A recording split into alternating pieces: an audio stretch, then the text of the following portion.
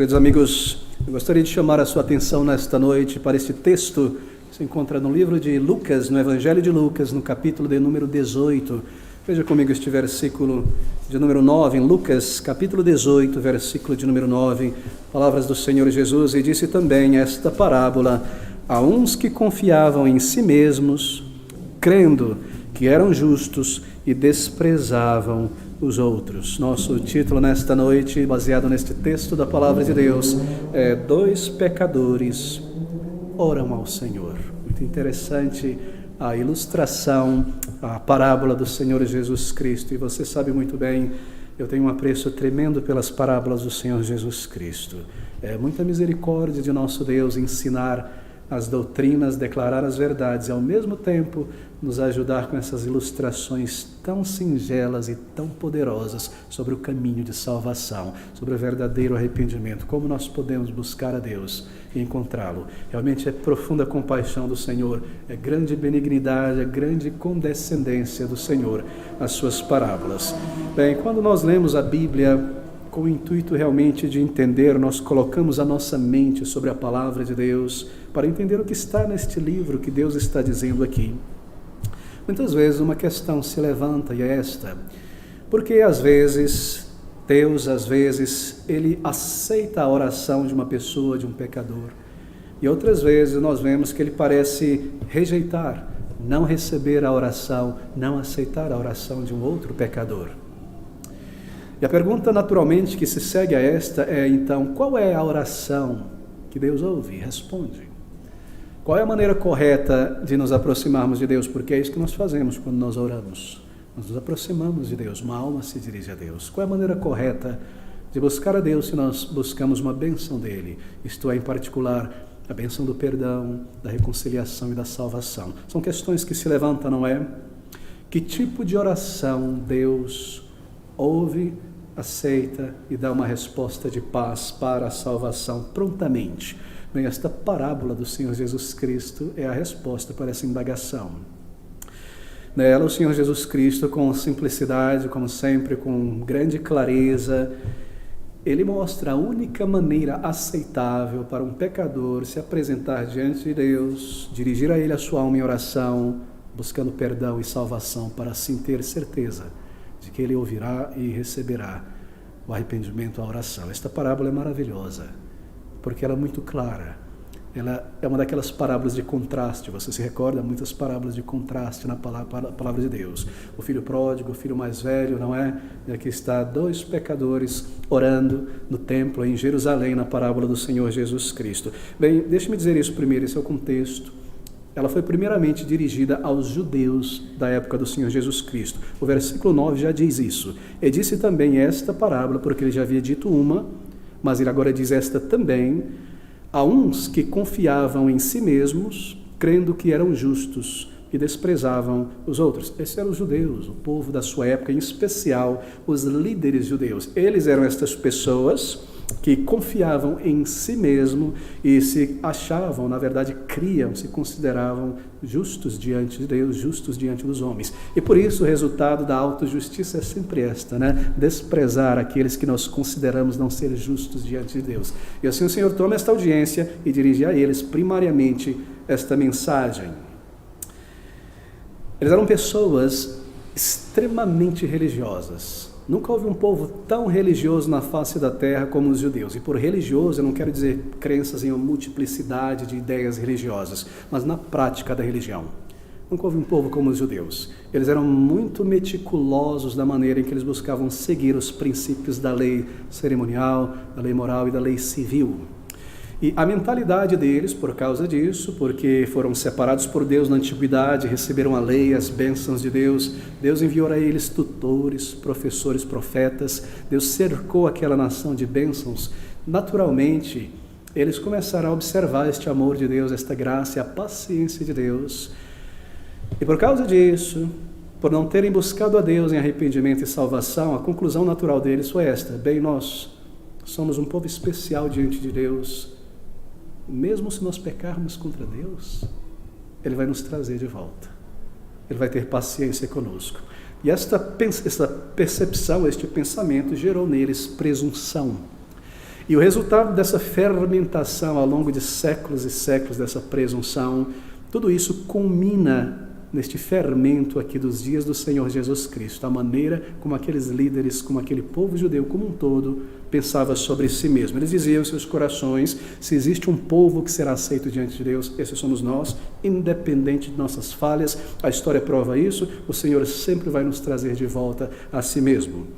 E assim, o que eles criam então sobre a sua responsabilidade diante desta grande vantagem é que tudo o que eles precisavam fazer agora, já que eram aceitos por Deus, pedigree de Abraão, todos eles, o que eles precisavam fazer para agradar e contentar a Deus e garantir a sua bênção era manter rigorosamente, meticulosamente as demandas da lei cerimonial. E assim eles se aperfeiçoavam nisso. E havia entre eles um grupo de homens, melhor, um partido, né? Ou mais do que um, na verdade, formado para se especializar nestas regras de manter a lei de Deus. Bem, era um povo cheio de autojustiça. O que importava para eles era se eu cumpro os mecanismos da lei.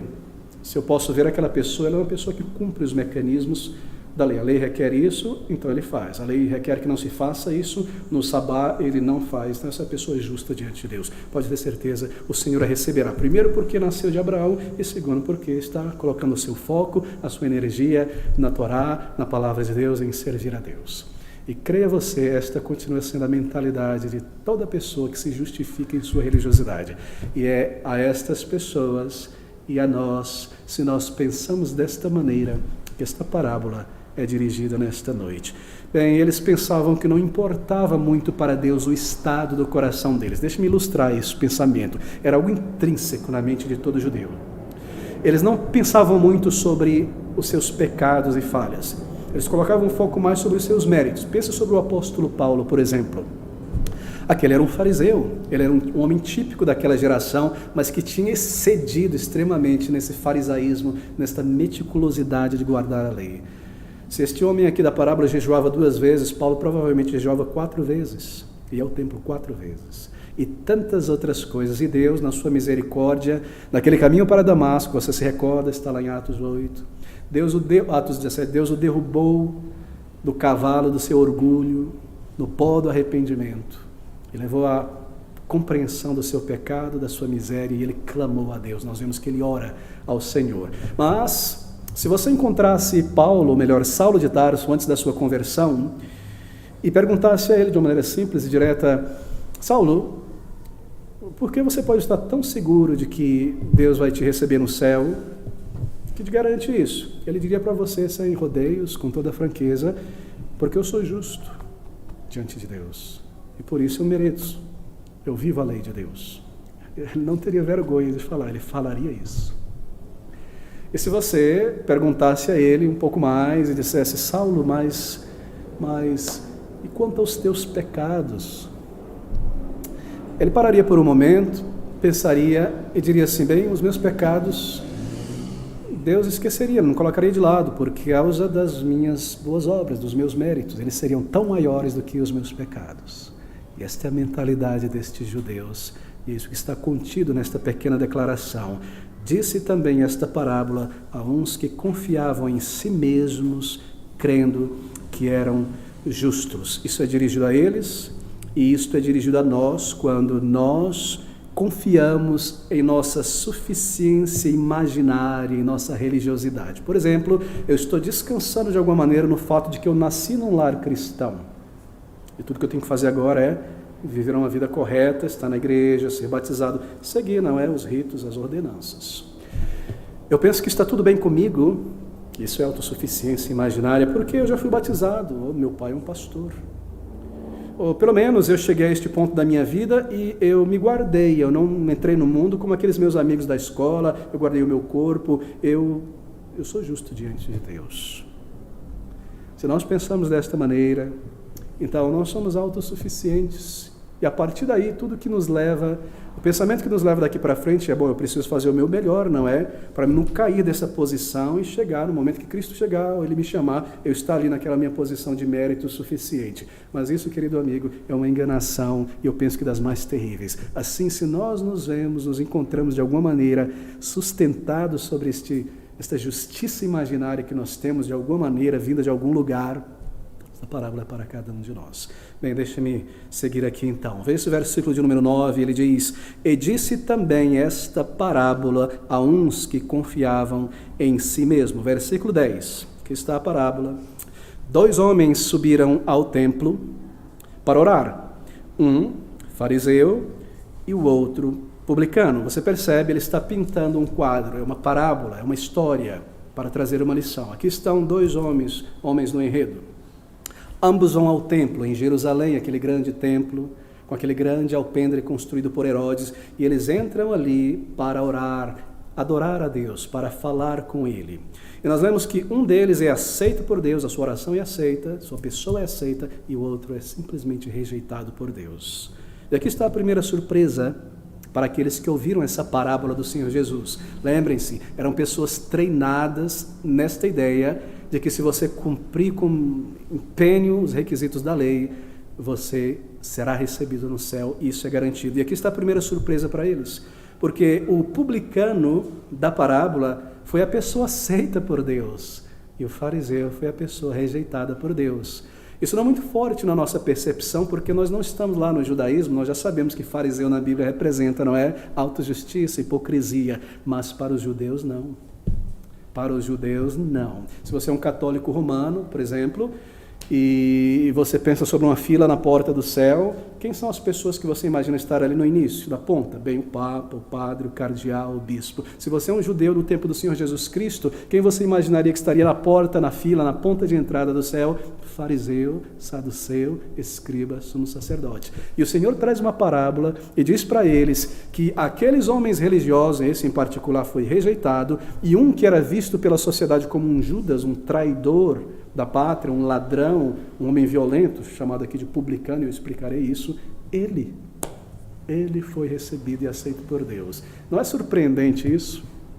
É surpreendente ainda hoje.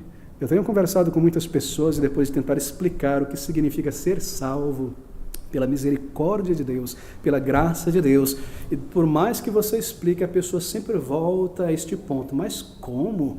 Pintou e bordou e na última hora se arrependeu e foi salvo? Eu não creio nisso, eu não aceito. Essa é a mesma mentalidade. E deve nos surpreender ouvir essas palavras do Senhor Jesus Cristo, que o fariseu foi rejeitado e o publicano foi o aceito por Deus. Bem interessante porque na verdade você, lendo aqui, não esperaria que nenhum dos dois, você esperaria que nenhum dos dois fosse aceito. Porque ambos são pecadores diante de um Deus santo, não é verdade? Eu esperaria na parábola que nenhum dos dois fosse aceito. Porque ambos são pecadores, nasceram pecadores, independente do uniforme que usam. Mas em termos religiosos, esperar-se-ia que o homem religioso fosse aceito. Porque ele pelo menos tenta agradar a Deus. Ele pelo menos vai na igreja, usa uma roupa decente, passa pelo batismo. O outro é um devasso, o outro não quer saber de Deus nem de religião. Nós esperaríamos, humanamente falando, que pelo menos o religioso fosse aceito, porque ele tem uma certa sinceridade, ele se exercita nos mecanismos da religião, ele tentava chamar a atenção de Deus, dizendo: olha, Senhor, eu estou fazendo o meu melhor, eu estou me esforçando, e coisas desse tipo. E assim você esperaria, não é? E eles esperariam que aquele homem fosse aceito. E esta é a surpresa nos ouvidos daquelas pessoas que ouviram esta história do Senhor Jesus Cristo. Eles ficaram meio que perplexos. E esse foi o objetivo do Salvador, que isso acontecesse na verdade. Foi surpreendente, não é? Foi surpreendente para eles que um tenha sido aceito e o outro tenha sido rejeitado. Mas, queridos amigos, é mais surpreendente ainda que um deles tenha sido aceito por Deus. Porque ambos, como eu mencionei, são pecadores. Eu espero que você esteja acompanhando o que o Senhor Jesus Cristo está fazendo aqui. Um reconheceu a sua condição espiritual diante de Deus, se arrependeu, confessou, clamou por misericórdia, confiou em seu Deus para a salvação, e o outro não. E esta é pura e simples resposta. Esta é a razão porque um foi aceito e o outro não foi aceito. Bem, essa é a primeira lição da parábola. Eu devo seguir correndo aqui porque há alguns pontos tão interessantes. Uma surpresa para eles e deve ser uma surpresa para nós, se nós imaginamos que nós seremos recebidos por Deus na eternidade, pelo puro e simples fato de que você está num contexto da igreja e você busca fazer o seu melhor, ser uma pessoa polida nas palavras, nas ações, etc, etc, etc. Se nós pensamos assim, nós somos advertidos por esta parábola que Deus olha dentro do coração. Ele vê o coração. Ele vê a alma. Enquanto as pessoas veem somente o exterior, na polidez, Deus conhece o estado real de nossas almas. Ele conhece todas as nossas mentiras, Ele conhece toda a nossa vaidade carnal, Ele conhece toda a nossa dissimulação, uma coisa diante do povo de Deus, outra coisa na escola. Uma postura de santo e reto aqui e ali, uma de uma pessoa indecente, o que quer que seja. Ele sabe muito bem, nós não enganamos a Deus. Ele conhece o nosso passado, Ele conhece o estado de nosso coração. Ele sabe neste momento que nós estamos pensando sobre o que nós estamos ouvindo da palavra dele. Assim, meus queridos amigos, essa parábola é para cada um de nós. Ela diz que Deus busca não religiosidade, mas reconhecimento de nossa culpa diante de Deus e verdadeiro arrependimento. Essa é a moral da história. Fé nos méritos de Cristo e não na religiosidade. Dependência do Senhor e não do meu esforço, um coração transformado e não meramente uma vida exterior e hábitos transformados. Como nós vimos no domingo passado, o machado está posto à raiz. Esta parábola, mais uma vez, ela vem e revela o estado do nosso coração. Bem, vamos entrar agora nessa parábola de fato. Leia comigo, está aqui. Versículo de número 9, disse também esta parábola a uns que confiavam em si mesmos, crendo que eram justos e desprezavam os outros. 2 homens subiram ao templo para orar. Um fariseu, o termo já diz, altamente religioso. Fariseus eram pessoas que pertenciam a um partido religioso em Israel. Naquele período de 400 anos de silêncio ali, como nós chamamos, essa página branca entre o Antigo e o Novo Testamento, de Malaquias até João Batista, nesse período muita coisa aconteceu em Israel. Foi ali que surgiram partidos religiosos em Israel. Não existiam partidos políticos religiosos. Foi quando o rei foi deposto. Esses grupos começaram a se organizar, e um deles são os fariseus, o outro é os saduceus, essênios. Eram partidos religiosos, e eles conduziam aquela nação de Israel, politicamente, religiosamente. Os fariseus, em particular, surgiram no século II antes de Cristo. Você pode entender isso muito facilmente, uma sociedade com partidos religiosos. Pense no Irã, por exemplo. Os partidos lá são todos religiosos. Não tem um partido de esquerda, liberal, ateu. Não existe tal coisa. Assim era Israel. Todos os partidos eram religiosos. Políticos religiosos buscando o poder. E como o partido religioso dominante na época, os fariseus, então eles tinham a maior bancada representativa no conselho do Sinédrio, que era o conselho de 70 anciãos que conduzia Israel sob o Império Romano. Os fariseus tinham a maior bancada, a maior força. Eram, por exemplo, eles, por causa disso, eles que conduziam e dominavam todo o comércio no templo, aquele que nós lemos a respeito, que o Senhor limpou. Eles que dominavam esse comércio. Eles eram ricos. Os saduceus ainda eram muito mais do que os fariseus. E este homem era uma pessoa assim. De maneira que quando Lucas nos diz, ou João, ou Marcos, um fariseu, toda esta carga religiosa de autojustiça vem junto com o termo. Uma pessoa assim, que usava um uniforme religioso, participante de um partido político, entra no templo para orar ao Senhor. Bem, em termos religiosos, aquele homem, o fariseu, era alguém que era sempre visto na sinagoga. Ele era conhecido, ele estava sempre lá. Quando ele entrava na sinagoga, no meio das pessoas comuns, ele logo era identificado. Eles eram identificados porque eles tinham um tipo de uniforme religioso. É fácil de perceber isso hoje, quando nós olhamos a nação que está ali em Israel. Você vê judeus comuns como você e eu, e você vê um grupo diferente, não é? Com um uniforme preto e branco, um cabelinho assim, um negócio enrolado aqui, outro aqui. Aí você olha para eles, os judeus como não? Esses são os fariseus, os saduceus. Eles eram assim, eles gostavam de se destacar. E eles entendiam a lei de Deus de uma maneira literal. não é? A palavra de Deus diz, por exemplo, põe a lei de Deus no centro do teu pensamento, diante dos teus olhos, na tua testa. O que eles faziam? Eu preciso cumprir isso. Eles iam lá, pegavam um versículo da Bíblia, colocavam dentro de uma caixinha, passavam um couro ali, um cinturão e amarravam aqui com a caixinha filactério. A palavra de Deus tem que estar, a palavra do Senhor tem que estar na tua mão direita e na tua mão esquerda. Isto é, viver, justiça, retidão. Eles enrolavam a palavra aqui e aqui e aqui. É daí que vem a interpretação, a propósito, dispensacionalista, literalista, sobre a palavra de Deus. Mas isso é um outro assunto. Pense sobre homens religiosos, extremamente religiosos, que pegavam a lei e a palavra de uma maneira literal para tentar não errar em nada. Este homem, como um fariseu, obviamente, ele estava determinado a ser admirado pelas pessoas. Claro, por sua devoção. E era o tipo de pessoa que no horário do almoço, né, todo mundo saiu dos escritórios para ir almoçar na praça, lá vem ele no horário certo, contrata alguém que tocasse uma trombeta e todo mundo olhava e ele joelhava-se no chão na ponta da esquina e orava ao Senhor. Ele queria ser visto como alguém que buscava agradar a Deus.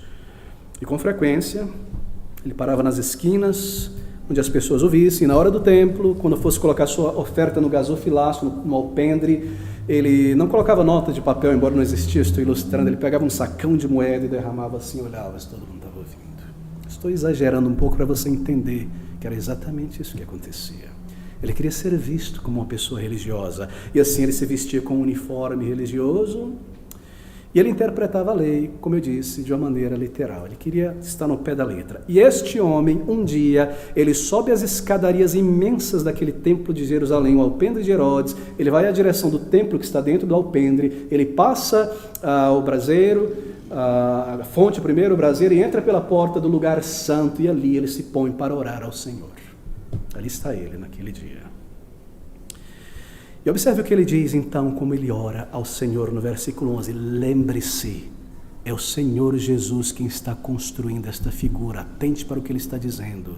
Não entre na figura e na imaginação como um filme e se esqueça que o Senhor está dizendo algo aqui. Observe, ele entra naquele templo e ele começa a orar no versículo de número 11. O fariseu, estando em pé, orava consigo desta maneira: ó Deus, graças te dou, porque não sou como os demais homens, roubadores, injustos e adúlteros, nem ainda como este publicano. Provavelmente ele apontou este publicano. Não é interessante? O que ele ora ao Senhor? Ele foi orar, 2 homens entram no templo para orar. O que ele orou ao Senhor? Nos é dito sobre o que ele ora ao Senhor. Bem, se você for com calma no versículo, você perceberá que ele não orou a Deus de forma alguma. Ele não fez uma oração. A sua oração não é uma oração, porque o Senhor Jesus Cristo, lembre, o Senhor está palavra por palavra pintando uma figura. O Senhor Jesus Cristo disse que ele orou consigo mesmo. Meus queridos amigos, eu nunca vi na minha vida alguém orar consigo mesmo. Eu já vi gente falar consigo mesmo, pensar consigo mesmo. Gente, estou pensando aqui comigo mesmo, com os meus botões, mas orar consigo mesmo. A natureza da oração é ser vertical, dirigida a um outro, a Deus, orar consigo mesmo. Você percebe o que o Senhor está dizendo, há uma ironia santa aqui. É uma figura de linguagem, não é? Uma ironia santa aqui. Versículo 11, o fariseu estando em pé, orava consigo desta maneira. Bem, ele não orou a Deus. Ele falou com seu ego. Ele conversou com sua pessoa. Como eu posso ilustrar isso? Lembra-se de Nabucodonosor, naquela sacada, aquele terraço, olhando a Babilônia, dizendo: oh, não é esta a grande Babilônia que eu construí. Ele está falando consigo mesmo. É isso aqui que está acontecendo aqui. Isso não é uma oração.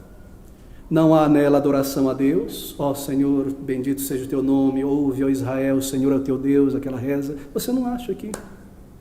Não há confissão de pecados nessa oração. E é isso que constitui uma oração. Nós lemos em Mateus 6, não é? Adore a Deus, Pai nosso que está no céu. Busque o reino de Deus. Peça perdão. Petições para necessidade. Proteção. Não há nada de uma oração aqui. Absolutamente nada. Ele não adorou, ele não pediu a Deus: ó Deus, perdoa os meus pecados. Por que ele não fez isso? Bem, se um copo está cheio, ele não precisa ser completo. Ele estava cheio de si, cheio da sua justiça, satisfeito com ela.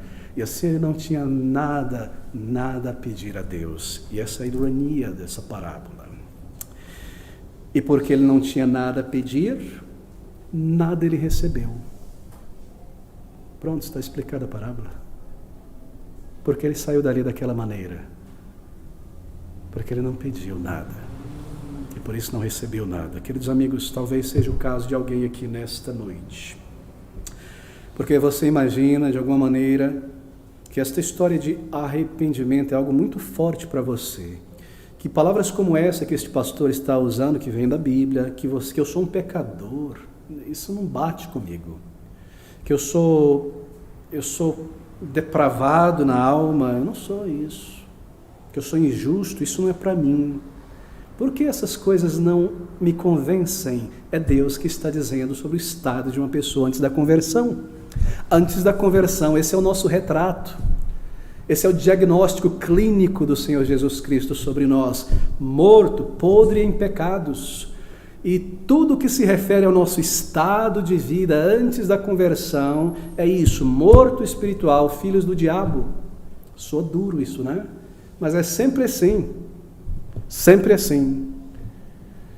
Há algum tempo atrás, uma moça me pediu o conselho, pastor, eu quero me casar. É uma situação cômica. Mas esse rapaz, pastor, ele vai na igreja e ele não é convertido, mas ele é uma boa pessoa, ele está fazendo o seu melhor, eu vou ajudar ele a se converter. Pastor, eu posso me casar com ele? E eu não usei essas palavras, mas indiquei isso e tive que dizer, claro, segundo a verdade da palavra de Deus, minha filha, quem se casa com uma pessoa não salva tem por pai, tem por sogro a Satanás. Se nós simplesmente pensássemos a verdade. É duro, não é? Eu não disse com essas palavras, estou ilustrando o teor do que eu preciso explicar. Mas o Senhor faz exatamente isso. Jesus, manso e suave, o homem de Nazaré, tão bom, ele condena. Ele diz que pessoas são injustas. Ele fala sobre o inferno. Ele adverte. Jesus, bom, está aqui uma parábola diante de nós. Talvez seja o caso de alguém, você esteja satisfeito consigo mesmo e por isso em tua oração você nunca pediu nada a Deus e porque você nunca pediu, não me refiro a salvação, a perdão, você nunca foi perdoado e nunca nasceu de novo. A Bíblia diz, o Senhor Jesus diz, pedi, dá-se-vos-á. Mas eu só vou pedir por algo que eu sinto ter necessidade, será esta a razão? E você está na igreja desde criança, você faz o seu melhor e você ora a Deus, mas a sua oração não traz a tua necessidade diante de Deus. Isso porque talvez uma análise do coração não foi feita. Sabe por quê? Porque pecados do coração não foram reconhecidos. Eu penso pessoalmente que em nossa sociedade, pelo formato cultural religioso de nossa sociedade católica espírita, nós temos uma grande dificuldade em entender o ensino da palavra de Deus sobre o pecado. Pelo menos por muito da minha vida, eu entendia que pecado é o que você faz, um negócio muito feio que você faz. Para mim, pecado era isso. E retratado dessa maneira, um crime hediondo. Roubar um banco, matar alguém, coisas feitas horríveis. E porque eu, como uma pessoa religiosa, buscava me afastar disso, não fazer, então eu não via isso em mim. Assim eu nunca pedi a Deus perdão pelos meus crimes espirituais. Eu não entendia que pecado é algo do coração, que há pecados do coração, que todo orgulho é pecado, que toda mentira é pecado, que pensamentos torpes e poluídos e vis e amargos diante de Deus é a quebra da sua lei moral. Eu não entendia isso, eu não percebia isso e por isso eu nunca pedi. Até que aos 17 anos, pela misericórdia de Deus, Deus abriu os meus olhos, lá em 1 João capítulo 3, versículo 6, 9. Aquele que é nascido de Deus não vive na prática do pecado. Eu não vivo, não mato ninguém, não estou na prisão. De repente, eu vivo no pecado. Eu vivo dentro dele, porque os pecados que eu cometo hoje na minha mente e no meu coração, eu cometi ontem, antes de ontem, quando eu tinha 14 anos, 12 anos, 10 anos, eu tenho vivido nesses pecados, me alimentado neles, voltado a eles. É um vale a pena ver de novo o tempo todo. Aí eu entendi, pela primeira vez, que o pecado habita em mim. Ele está dentro de mim. E foi ali que a lei me matou. E foi ali que eu fui conduzido ao Salvador pela primeira vez. É isso que o Senhor Jesus está informando aqui. Talvez você não foi a Deus ainda com a tua real necessidade, porque você talvez ainda não tenha entendido a natureza do pecado, a santidade de Deus. Queridos amigos, todos nós temos uma grande, imensa dívida para com Deus. São muitos os nossos pecados, muitos. E a cada dia eles somente aumentam. Você se lembra daquela ilustração que eu disse uma vez sobre não tomar banho dia após dia? Terrível, né?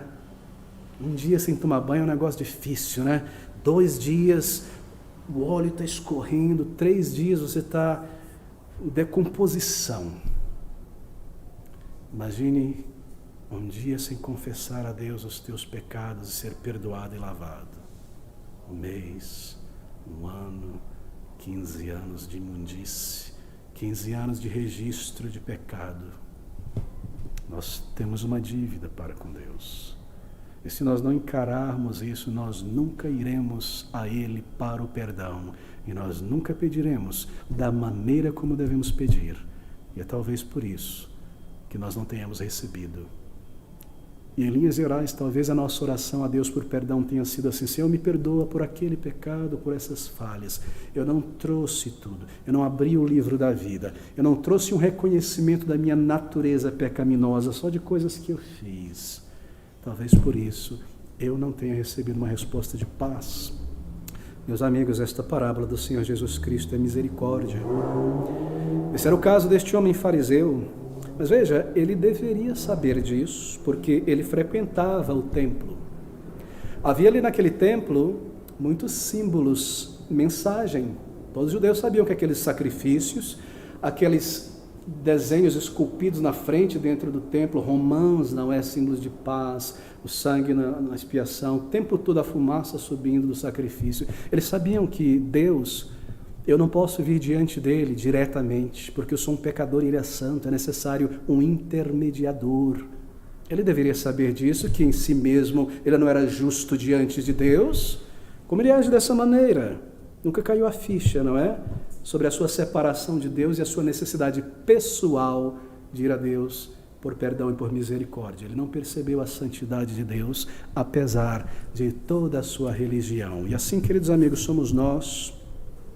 Nós não percebemos a santidade de Deus, quão ofensivo nós somos. Eu não percebia.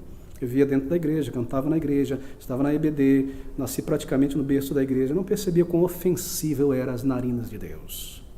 Até que ele abriu os meus olhos. Até que eu entendi que ele é um Deus santo e glorioso, ele é justo.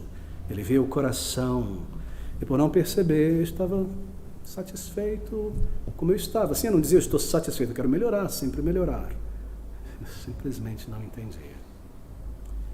Talvez por isso, como este homem, você nunca pediu perdão a Deus de verdade e tudo está tranquilo em tua vida, em tua religião. Observe a oração deste homem. Ele orava consigo mesmo, ele não falava com Deus, ele não estava falando com Deus. E agora observe, lembre-se, essa é a parábola, desenho do Senhor Jesus. Ele está ensinando algo em cada vírgula. Ele não orava a Deus. Agora observe a técnica de uma pessoa religiosa. É sutil, é poderosa, é tremenda. A técnica de uma pessoa religiosa para reduzir os requerimentos da lei de Deus. Versículo 11, a segunda parte, a parte B. O fariseu, estando em pé, orava consigo desta maneira: ó Deus, graças te dou, porque não sou como os demais homens, roubadores, injustos e adúlteros. Você viu o que ele está fazendo? Primeiro ele diz o que ele não faz, e logo na sequência ele diz o que ele faz. Eu jejuo 2 vezes, etc, etc. Senhor, graças te dou, porque eu não sou como os outros homens pecadores. Eu não sou um roubador, não sou injusto, e eu não adultero. É fantástico, é tremendo. Ele reduziu toda a lei de Deus a 3 pecados. E os demais? E o amarás ao Senhor teu Deus de todo o teu coração. E o não roubarás no templo. a felicidade de alguém. E honra teu pai e a tua mãe. Ele pega a lei de Deus, ele estabelece o seu padrão, espreme ela e diz: Senhor, eu cumpri toda a lei. Eu não roubo, eu não mato, eu não sou injusto na balança, lá no meu comércio. Não, eu não faço essas coisas. E a cobiça, 10º mandamento. Não é tremenda essa técnica? Ele reduz as exigências de Deus a 3 pontinhos. Aí fica fácil de passar, não é? E assim nós fazemos. Nós reduzimos a santidade da lei de Deus a 2 ou 3 coisas. Eu nunca forniquei. Eu nunca matei alguém. Eu já roubei, mas foi um lápis, uma borracha, um chocolate no supermercado. Isso não é roubo, eu nunca fiz isso. E os demais, querido amigo? E essa cobiça horrível, por fama, por sucesso, pelo joia das pessoas, a atração, a atenção das pessoas, olha o meu corpo, a minha pessoa, eu sou fantástico. E a cobiça por mais, por ter, por ser. E o adultério no pensamento, a fornicação no coração. E o matar pessoas com raiva e ódio, desejo de pegar pelo pescoço, pôr no liquidificador e acabar com a pessoa. E o matar da felicidade de uma pessoa pela fofoca, pela mentira, por lançar outras pessoas contra ela, na escola, na faculdade, no trabalho, por cercear a pessoa e roubar a felicidade de alguém, o lugar de alguém num trabalho, passar por cima da pessoa, fazer tudo uma manobra para ganhar o lugar. Eu nunca quebrei a lei, Senhor. Eu estou tão bem diante de Ti. Nós simplesmente não compreendemos a lei de Deus, a santidade de Deus e os requerimentos do Senhor. Somos nós retratados aqui, meus queridos amigos. Somos nós. Os demais mandamentos, somente 3 pecados, eu me recordo. Observe agora outra coisa. Perdão. É tão profundo e tão claro. O Senhor está descrevendo o nosso estado. Você viu a técnica de uma pessoa que se auto-justifica? Nós reduzimos as exigências de Deus. Nós pegamos a prova, nós escrevemos a prova que nós temos que fazer, fazemos, nós corrigimos a prova e nós damos a nota para nós mesmos. E assim entramos no céu baseado em nossa imaginação. Mas tem algo mais aqui. Observe a sua próxima técnica para se considerar uma pessoa justa diante de Deus, e todos nós fazemos isso. Ele se compara a alguém pior do que ele, e assim ele se sente bem diante de Deus. Versículo de número 11. Senhor, diz ele, graças te dou, não sou como os demais homens, roubadores, injustos e adúlteros, nem ainda como este publicano. Provavelmente ele olhou para o lado, canto de olho, publicano, e todos os termos aqui, injusto, adúltero, roubador, tem a ver com questões financeiras, injusto nos contratos, roubador. Isso eu não faria, isso era um publicano. Eu já estava falando sobre ele. E agora ele diretamente fala, eu não sou como este homem. Olha lá assim, eu não sou como este homem. Ao invés de examinar a sua vida à luz dos padrões dados por Deus na lei moral que ele faz, bem, ele se compara com a pior pessoa que ele viu próxima de si, cobrador de imposto. E isso faz se sentir bem. Não é isso que nós fazemos?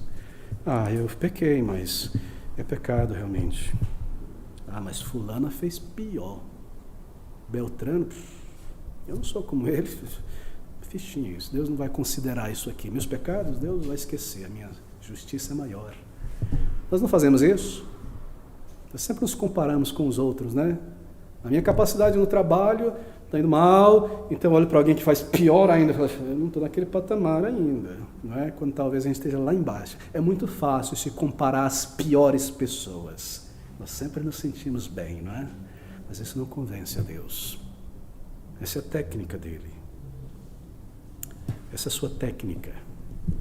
Nós nos comparamos com Hitler, com o bandido da luz vermelha, com o bandido vermelho e com quem quer que seja. E nós dizemos, eu passo para o céu sem catraca. Talvez nós não chegamos a esse ponto, mas nós sentimos e nos amparamos mais ou menos nessa justiça imaginária. E aqui está o Senhor nos expondo. É por isso que a palavra de Deus é maravilhosa. Ela nos encontra onde nós estamos. Ela vem a nós no estado em que nós estamos hoje em São Paulo. Ela nos encontra na toca, nas nossas desculpas e nos arranca de lá e põe diante da luz da verdade. Ela é uma espada de 2 gumes, sabe o que isso quer dizer? Você pega o frango, vai separar entre a coxa, a contracoxa. A palavra de Deus vem e separa entre a alma, o que eu fiz, o que eu não fiz, o que eu deveria ter feito. Ela expõe tudo à minha consciência. Não há ninguém que se esconda diante da palavra de Deus. É isso que o Senhor Jesus Cristo está fazendo aqui. Mas não adianta, querido amigo, porque Deus o rejeitou.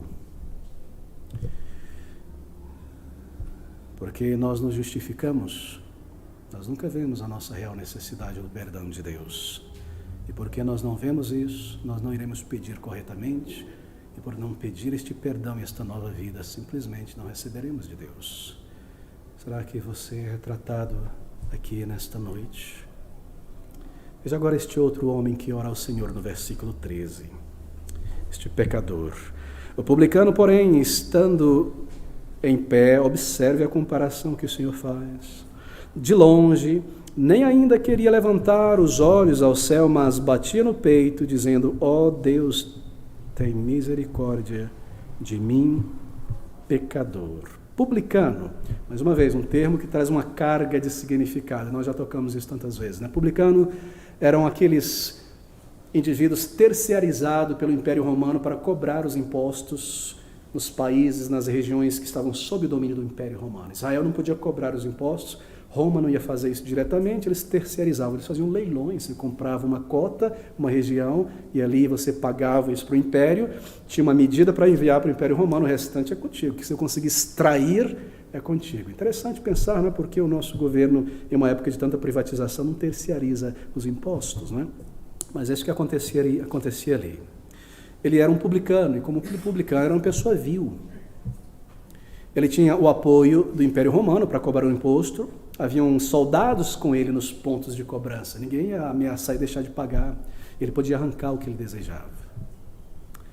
Um publicano inescrupuloso, cobrava acima do que deveria cobrar, do valor justo, extremamente rico por meios errados, e enquanto ele enriquecia, o povo empobrecia.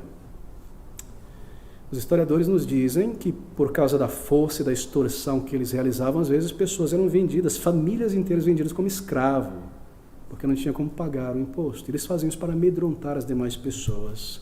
Eram impopulares entre os judeus, eram pessoas, claro, expulsas das sinagogas, não lhes era permitido entrar na sinagoga, eram considerados irreligiosos, inimigos da pátria.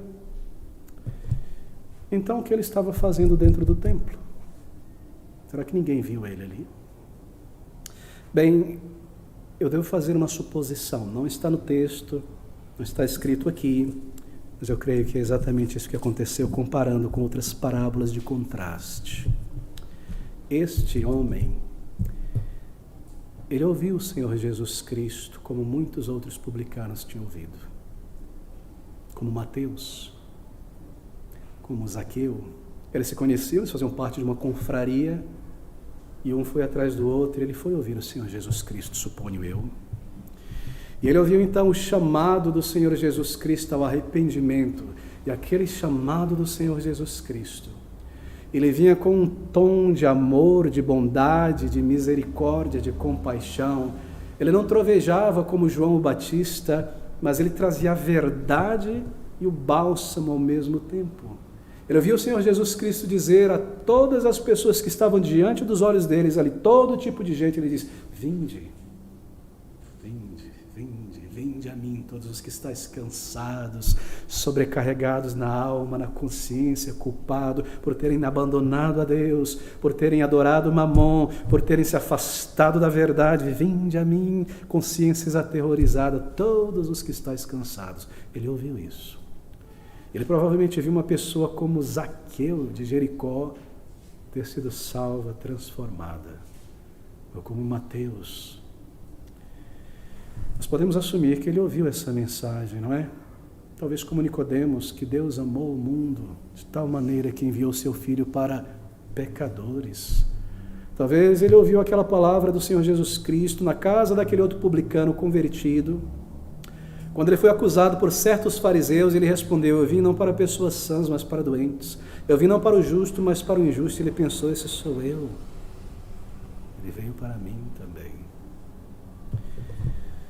E tendo tudo isso em mente, tendo reconhecido a sua falência espiritual, a sua pecaminosidade, reconhecido isso na alma, ele disse: eu não estou pronto para me encontrar com Deus. Eu sou uma pessoa condenada, eu sou um pecador.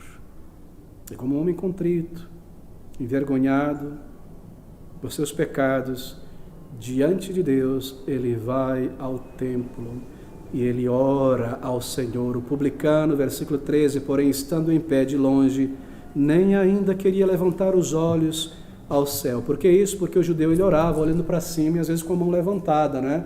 Se reconhecendo como sacrifício da tarde. Não é? Ele nem ao menos queria levantar os seus olhos para o céu, mas batia no seu peito. Você já viu isso, não é? Entre os muçulmanos, as mulheres chorando quando há uma explosão, alguém morre.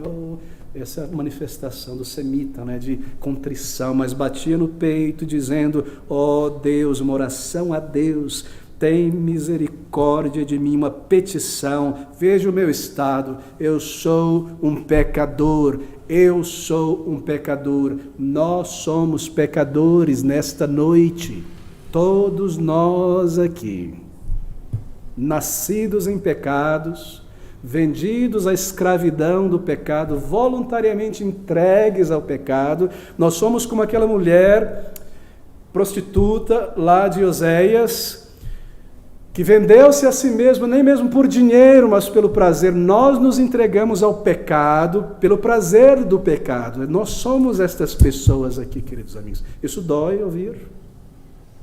É doloroso ouvir essas coisas. Aqui está esse homem, abertamente diante de Deus, pecador. Era um termo muito pesado para um judeu.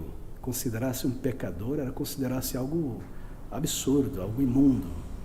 Eram termos dados a poucas pessoas. Senhor, a minha vida espiritual é uma falência. Eu não estou pronto para subir, para prestar contas. Um homem contrito, um homem envergonhado, ele entra no templo. Você o vê ali no templo, talvez de pé, lá no fundo. Ali está o lugar santo, não é um retângulo, a porta, atrás dele o alpendre. Ali na porta, um pouco dentro, em pé, distante da porta dos santos, onde estava a arca. Ele nem mesmo queria se chegar próximo da porta. Ele não ousava levantar os olhos e olhar para Deus. Ele não ousava se colocar em uma posição religiosa de adorador. Ele estava em pé, longe da porta dos santos. Ele batia no peito, ele via a sua contrição e ele orava e ele dizia: Senhor Deus, tem misericórdia de mim. Essa é uma palavra muito bonita em língua portuguesa. É a junção de duas palavras latinas, miséria e coração. Miserere, de onde nós tiramos miséria, e cordio, cardios, não é de onde nós tiramos coração. E ele está dizendo para Deus isso: Senhor, diante da minha miséria, age com o teu coração. Coração, Senhor, diante da minha miséria, tem misericórdia de mim. Eu sou um pecador. Que oração, não é? Que oração, não é uma reza? É um coração contrito que se derrama diante de Deus em sincera convicção de pecado, em sincero, verdadeiro arrependimento. E esta foi a oração que Deus respondeu. Ao entrar na casa de Deus, logo ele percebeu que ele não tinha qualquer direito de falar com Deus Santo, que ele tinha pecado tantas e tantas vezes. Perdoa-me falar sobre mim mesmo, mas esse foi um dos aspectos na minha conversão, quando Deus começou a moer a consciência. Isso levou alguns meses, na verdade. Eu me lembro um dia, eu estava no último ano da escola secundária, naquela época era terceiro ano do segundo grau, 1996, por aí, 95, e eu me lembro claramente que o peso da culpa, após algum tempo, era tão grande em mim, que eu não conseguia em momentos olhar para o céu, porque eu sabia que os olhos de Deus estavam em cima de mim e Ele via a minha sujeira. Eu não conseguia levantar a cabeça. Me lembro de ir para a escola um dia, atravessando uma ponte, o céu aberto, azul de Goiás, e eu não conseguia. Peso, a vergonha. Chegava na escola e o recreio, aquela baderna e barulho, parecia um zumbi andando sozinho no meio da multidão, vazio, quebrantado pela graça de Deus. Foi ali que Ele me levou aos pés da cruz do Salvador. É isso que está acontecendo aqui. Ele não ousava levantar os seus olhos e encarar a Deus. Estar próximo da arca, o lugar que representa a santidade, o trono de graça, o trono de glória. Eu não mereço, essa é a minha oração. Quando você se aproxima de Deus, Senhor, eu não mereço. Eu não venho aqui buscar ou exigir. Eu não mereço. Eu sou um pecador. Se o Senhor me condenar ao inferno nesta noite, eu mereço. Mas eu te peço perdão. Me perdoa, me lava, me purifica. Eu devo a ti, Senhor, tudo. Me perdoa, me purifica. Essa é uma oração que Deus ouve. E quantos aqui poderiam testificar disso? Você vai a Ele com temor, com contrição. Ele só podia implorar. Ele sentiu a sua indignidade, ele encarou a sua pecaminosidade. Ele trouxe tudo diante de Deus. Ele percebeu que deveria ser condenado. Então, ele roga por misericórdia, a misericórdia de Deus. Eu quero pensar também que, tendo ouvido o Salvador muitas vezes, e como um judeu que entendia aqueles símbolos, naquele momento ali em pé, pouco para dentro do templo, longe do Santo dos Santos, talvez ele tenha olhado para trás e visto a fumaça do sacrifício subindo. E aquilo recordou o significado daquele cordeiro. E ele lembra-se das palavras de João Batista: Cristo, o cordeiro provido por Deus para ser sacrificado no lugar de pecadores. Ele já proveu um Salvador. Senhor, tem misericórdia de mim. Eu venho a Ti crendo, entendendo que o Senhor proveu um meio de me lavar, um meio de me perdoar. Tudo isso está incluso nisso aqui? É claro que está. É um arrependimento consciente, e assim é a conversão. Eu vou a Deus convicto, consciente, e eu entendo que Deus é misericordioso, e eu creio no que Ele diz, que se eu for a Ele como um pecador, no estado em que eu me encontro, Ele irá me aceitar e me receber, e me perdoar e me lavar. Eu não sinto nenhum merecimento, eu vou tremendo, eu vou como eu estou, mas na minha mente isso é fé. Eu entendo que Ele está dizendo, embora isso pareça contraditório, porque eu sou um pecador e mereço a condenação. Ele está dizendo: sujo, venha diante de mim. Eu não entendo, mas eu vou. E agora eu entendo. Ele providenciou um Salvador. Ele providenciou o meio. E este homem vai a Deus desta maneira. Querido amigo, ele não falou aqui sobre o seu vizinho. Ele não falou aqui sobre a sociedade. Ele não tentou se justificar. Eu me recordo conversando com uma pessoa que se entregou a um certo pecado que o dominou e o descaracterizou como homem. E conversando com ele, já era uma pessoa contrita. Ali estava Deus trabalhando na alma dele. Nós nos encontramos num ponto de ônibus e a conversa vai. E ali ele está convicto de seu pecado, mas ao mesmo tempo lutando contra Deus e dizendo: é culpa dos meus pais que me trataram assim, por isso que eu tenho pecado, eu tenho vida, é culpa de fulano, é culpa de Petrano. Este homem, ele já não diz mais: é culpa da sociedade, é culpa dos romanos, é minha culpa. Como Davi, ele diz: eu conheço o meu pecado e a minha sujeira está sempre diante dos teus olhos. Eu fiz o que é mal à tua vista. Quando eu pequei com Batseba, ele está dizendo, foi diante dos teus olhos, o Senhor estava lá. E é isso que nós dizemos. O Senhor viu todos os meus pensamentos.